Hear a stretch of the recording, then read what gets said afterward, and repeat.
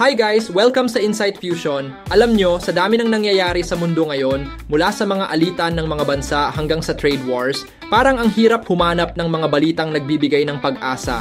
Pero nitong April 15, 2025, sa gitna ng Osaka Expo sa Japan, isang makabuluhang mensahe ang narinig mula sa isang Pilipinong diplomat. Ngayon pag-uusapan natin ang naging pahayag ni Philippine Consul General Voltaire Mauricio. Isang diplomat na sa gitna ng tensyon sa mundo, piniling magdala ng mensahe ng pagkakaisa, respeto at pagkakaibigan. Panoorin muna natin ang kanyang interview. Tell us about Philippines' message, especially to Chinese audiences. The Philippine message to the Chinese audience and to the rest of the world is we are all brothers. The pavilion's main theme is woven. Because when you're talking of a weave, like in a cloth or in a carpet or in a tapestry, one strand is insignificant. It doesn't have value.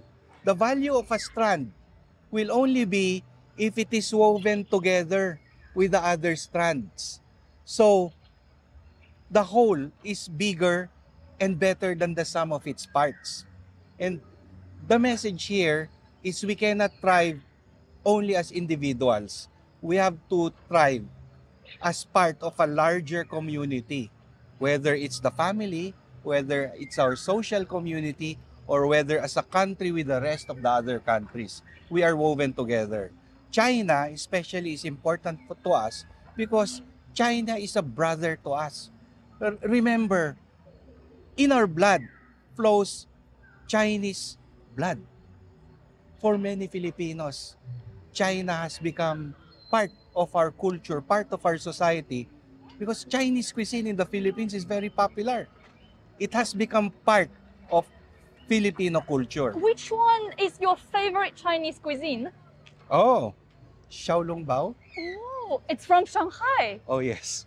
Yeah. I really like Xiaolongbao. And not only me, the rest of my brother Filipinos, they also like other cuisines. And some of our traditional Filipino cuisine actually has source from China, like our pancit, which is really noodles. Our pancit, which is a main staple for parties in the Philippines, for merriment and festivities, it has its roots from China. A lot of things happened in the world. Yes. Well, especially, for example, the diplomatic conflicts between us and Philippines, Yes. and also the trade war between Yes. the States and China. Yes. So what do you think? Do you think it will affect here? It's always been said that you can look at a glass that has water in it as either half full or half empty. If you focus on the half empty side, you're looking at nothing. A glass that has the water in it, that's half full, will be better seen as half full of water.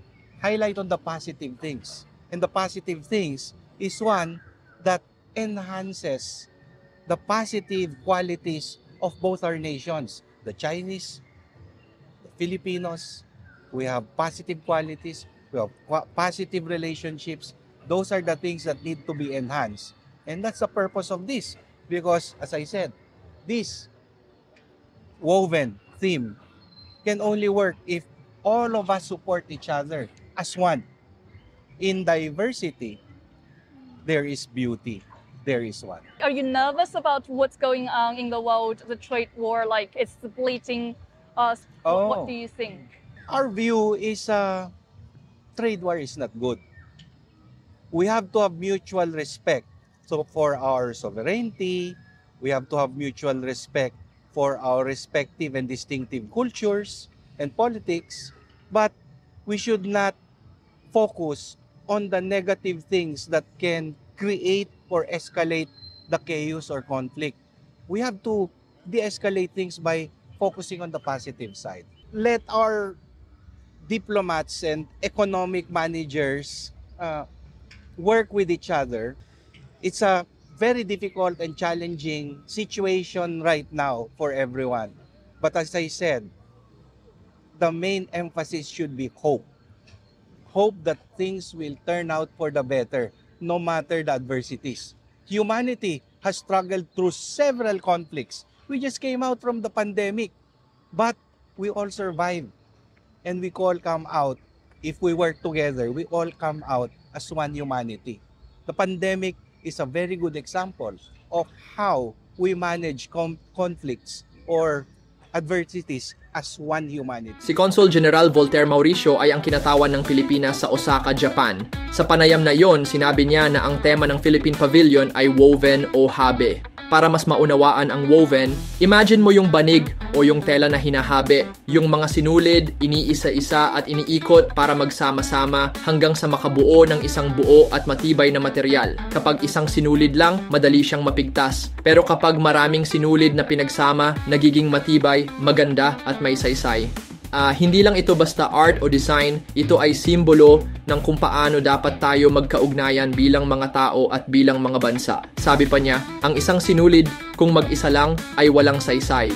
Pero pag pinagsama-sama mo ang mga ito, kaya nitong bumuo ng isang bagay na mas malaki at mas matibay, isang tela, isang tapiserya. Ganon din daw ang mga bansa. Walang bansa na kayang umunlad ng mag-isa. Kailangan natin ang isa't isa, kailangan natin ang pakikipagtulungan, respeto at pagkakaibigan. And you know what? Para sa akin, ang message ni Consul General Mauricio ay sobrang timely. Sa panahon na ang China at US ay nagkakainitan at nadadamay ang Pilipinas, napakahalagang meron tayong diplomat na kalmado pero matalino ang mensahe. Imbes na mag-focus sa gulo, pinili niyang i-highlight ang koneksyon ng mga Pilipino at Chinese na marami sa atin may dugong Chino, na bahagi na ng culture natin ang Chinese food tulad ng pansit at yes, isa pa daw sa paborito niya ay ang xiaolongbao. Isa sa napakahalagang sinabi niya na bakit natin palalalain ang hidwaan kung pwede namang pagtuunan ng pansin ang pagkakaisa. Ang ganitong klaseng pag-iisip ay hindi kahinaan. In fact, ito ang klase ng leadership na kailangan natin, yung marunong makiramdam, marunong makipag-usap at marunong magdala ng mensahe ng pagkakaisa sa panahon ng ingay at tensyon.